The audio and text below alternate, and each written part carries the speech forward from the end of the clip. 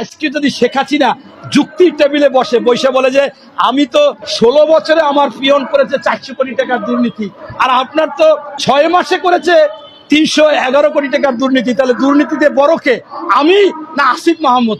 আপনি তখন কি উত্তর দেবেন? সেই যুক্তি দিয়ে যদি আওয়ামী লীগ আস্তে আস্তে করে এই মানুষের কাছে একটু গ্রহণযোগ্যতা করে যে না আসলে তো চোর, তো একটু ছোট চোর, এটাকে একটু স্যাক্রিফাইস করা যায় কিনা, তাই আমি বলতেছি চোর চোর, তার বিচার হতে হবে। এখানে ছোট বড় কোনো কথা না, এখানে আগে পিছে কোনো কথা না।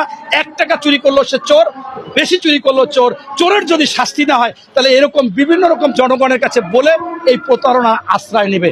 ডক্টর মোহাম্মদ ইউনূস তার নিজের 666 কোটি টাকা তার কর সে মৌকুফ করে ফেললেন, এমনকি তার 2টা কোম্পানি, সেই 2টা কোম্পানির লাইসেন্স করে ফেলেন।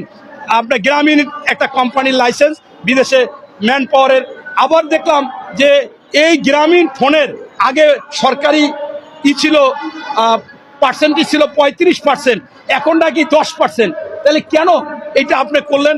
আপনার কর মৌকুফ করছেন, এই করের মৌকুফ করার টাকাটা আপনার নাকি কোনো চাহিদা নাই, আপনার কোনো কিছু চাওয়ার নাই। তাহলে এই টাকাটা আপনি যারা এই শহীদ হয়েছে, আহত হয়েছে, এই ছাত্র জনতা, এদেরকে দিয়ে দিতেন। এই 666 কোটি টাকা মৌকুফ করছেন যে আমি এখন এইখানে দিয়ে দিলাম, বরঞ্চ আপনি আমার সরকারিভাবে গ্রামীণ ফোনের পার্সেন্টেজ কমাই দিয়েছেন, আমার জনগণের পার্সেন্টেজ, ওইটা তো বিদেশি কোম্পানি, কেন আপনি তো সেটা করতে পারেন না?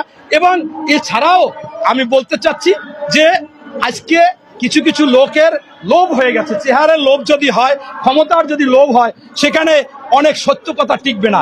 এই দায় দায়িত্ব তো সরকারের, কেন সরকার নিতে পারবে না?